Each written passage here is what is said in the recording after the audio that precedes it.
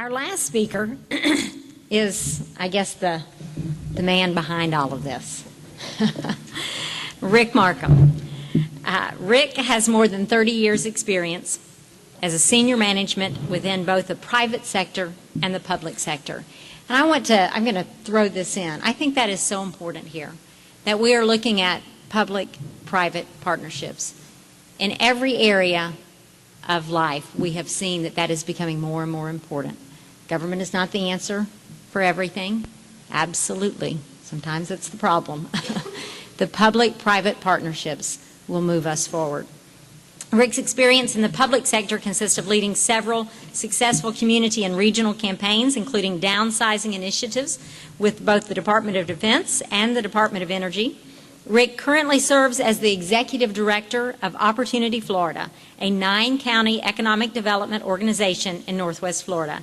He holds a bachelor's degree in banking and finance from Texas Tech University. Please welcome with me, Rick Markham.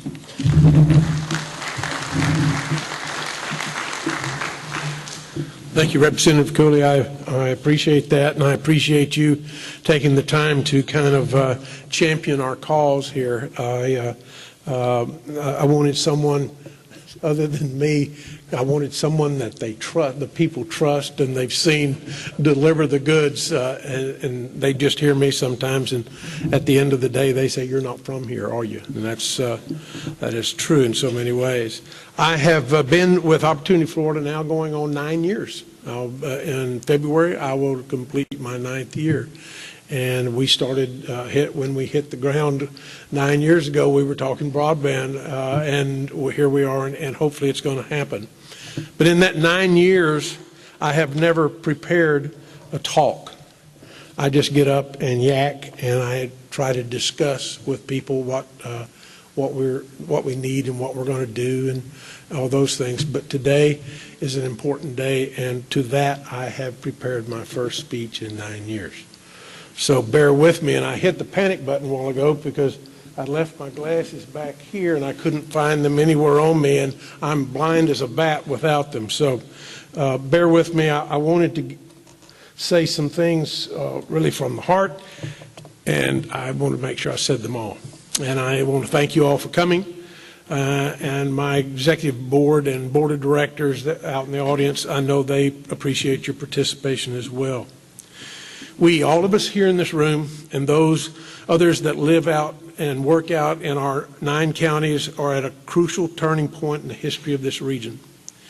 We have had for the last 20+ years the distinction of having average per capita incomes that are 34% less than our Florida urban neighbors.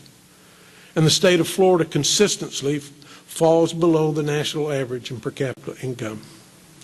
And the real question we have to ask ourselves today is this: how much longer are we going to accept this inequity in income?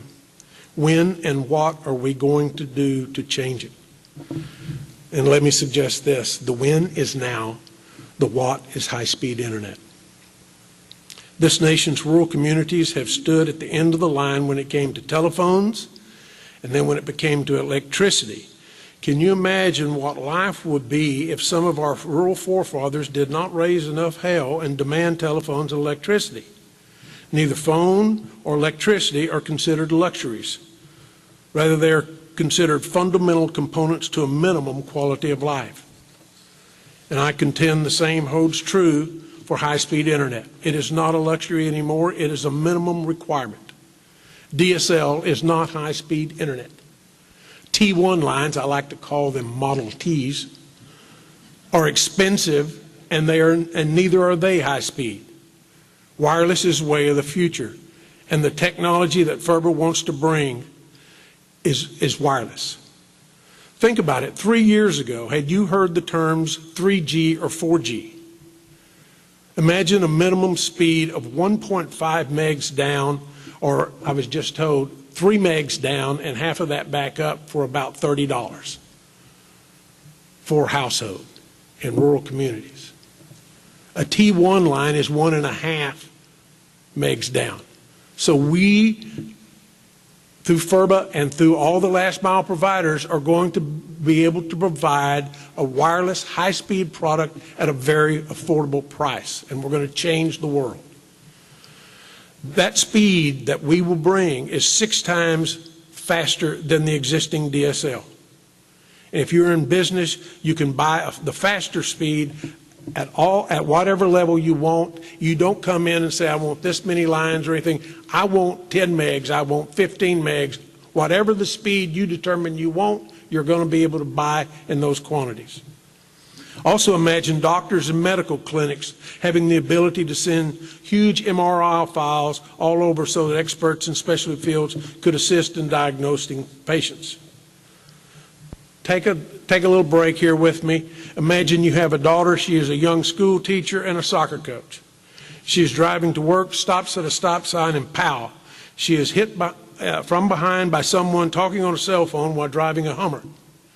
The police and ambulance come to the scene. The young girl complains about her neck being a little stiff. She describes her fingers as tingly, but she tells the medic that she thinks she'll be all right and she needs to go to work. Let's assume that ambulance driver is good. No, let's say he's damn good. He demands that she lie down on the stretcher and ride in the ambulance to a nearby hospital where she is given an MRI. After the MRI, she is asked to wait outside in the emergency MRI room while her MRI is reviewed by a doctor 185 miles away in Austin, Texas. She starts becoming irritated because she believes she's fine and needs to get to work, when suddenly, about 30 minutes of her waiting, and after her MRI, the physician comes out and escorts her into a room where she has her neck put into a stabilizing brace and is told that she will be transported by ambulance as soon as possible to a hospital in Austin where she will undergo surgery the next day to adjust the crushed vertebra that is currently pinching her spinal cord. Luckily, the story has a good ending. The surgery went well. The young girl is no longer threatened by a possibility of a paraplegic for the rest of her life. I really like the outcome of this story because, especially since the girl was my daughter. It took her all 3 weeks before she was barrel racing again. That's important, broadband. And we don't know those stories until you live them. I wonder if that incident happened here in Northwest Florida, whether we'd have a similarly happy ending, whether that MRI would have been read that fast, whether that diagnosis would have been made in time to stop someone from injuring themselves even worse. I also wonder, I was in, believe it or not, last December, I was in Cairo, Egypt, in Alexandria, Egypt. I wonder if Cairo and Alexandria, Egypt, had the same high-speed internet that we have in Northwest Florida, whether we would have seen the Arab Spring. I really think Hosni Mubarak would still be dictator. The time is now for us to control our own destiny. We need high-speed internet to enhance our schools, our hospitals, our government delivery of services, our business competitiveness, and so on and so on. How many of you have seen your children have to leave to pursue a high-paying career? Because the number of jobs that they qualify for are not here. Now, if you are half as mad and tired of waiting as Opportunity Florida members are and their executive director, then we need you to champion the cause. I've gathered you here so that you can ask all your questions. But I've also gathered you here because when you walk out, after we feed you, we want you to spread the word that broadband is coming and to get on board and so that we can mitigate any kind of negative talk, any confusion or anything like that, and people can know that this is really going to take place. We invite questions and we invite invitations for us to go out and reach out to the community in presentations. We seek ways and partnerships such as those we have with Dr. McClure and FSU to help bring those who are internet illiterate. And we've addressed that already. There are people who don't know how to turn a computer on. and they're going to suffer for not having that ability, and we need to turn that around. I know that when people get hungry and they can't provide for their people, and I kind of put those shoes on me, I will steal to feed my children. I would guess that 90% of us in this room would do that same thing. This has a heck of a divisive social impact, and this can bridge it. But bringing the broadband is one thing. Getting everybody access to it, trained on it, and understanding it, and taking advantage of it is something else. And we're not going to be through once we get the network built. The second phase is not as hard as the first one, because I'm doing that one, but I'm going to do the second one with you too. But there are no Mondays, there are no Sundays, well, July the 4th, there's no holidays, period, during this process. The accountability and the reporting to the federal government is off the charts. We are having our first site visit next week, where and for the last month, we have had conference calls, about 3 a day, I would say. We do not always get along. I think that's real important. We fuss and fight like most families do, but at the end of it, we know that we're all on board with the same mission, with the same goal, and we come together and we make it happen. We've moved it forward at a speed especially since June 21st, when we changed the structure of it. We have made a difference, and things have happened. We have things that we are so close about. I wish Tommy Pitts was here, because we have projects that we are just days away from that will capital investment like we've never seen, number of jobs that will surpass what Family Dollar did. We're that close. And if we don't have the broadband, which we're telling them we're going to have, those things won't happen. The Port Authority down there, Atkins Group, Larry's here. We just got through putting together a new marketing piece for down there. Tommy and I have been to South America. 2014, the canals expansion is finished, and they're going to be, and those big ships are going to be coming through. I don't see that as our niche, but they're going to be taking up time at the larger ports, and the other ships are not going to be mothballed.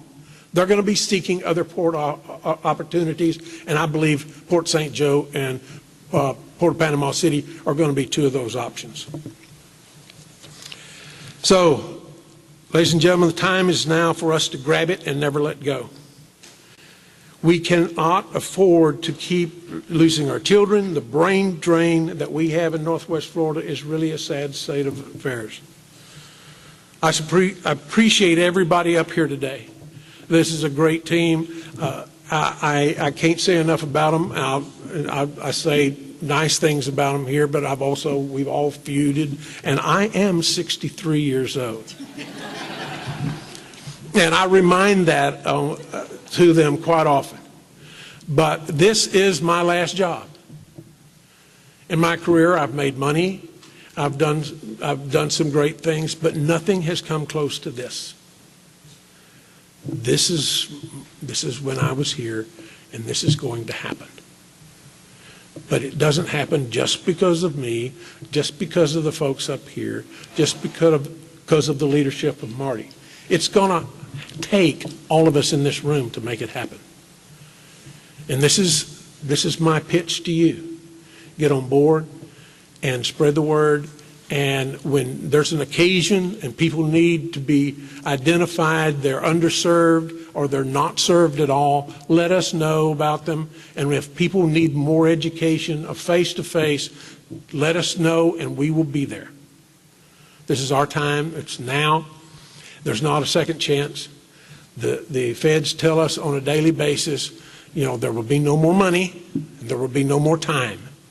We have to finish this thing. Actually, we have to have 85% of it finished by August of 2012. And we're going to meet that target. The rest of it's going to be just as hard. And that's when we get people on it. We go out there and we find out who they are, and we help get them trained, and so that their quality of life can be enhanced. And then we will have, I think, less friction amongst the haves and the have-nots, and more unity, because we'll all have the same opportunities. And every year, Richard puts on his robotics show. If you have never come to it, you need to change that. Every year, all the schools go together. They're given this box of gizmos. They're to put together a robot, and they do all these events, combat and all that good stuff, stealing each other's tennis balls, etc. The kids have a blast. Opportunity Florida, we sponsor it. We help sponsor it. And I get the privilege of interviewing those kids after they come together, and we talk about, how did your team organize this? Who took a leadership role? Tell us about what the things went right, what went wrong. But I always ask about internet. And most of the kids have to stay in town and let me tell you, it's 50-50 boys and girls. I mean, this is not just a bunch of guys. The girls are out there, and they're as aggressive as anyone. But I ask them about their internet, and they have to stay in town to go to the library, because that's the only place they can get that speed. And for the teams to work together, they have to meet at the library, or they have to stay late after school, which is admirable in itself. We've got some quality kids. Let's deliver it for them. Thank you. My boss, Johnny, says he would like for all the members of Opportunity Florida to stand up.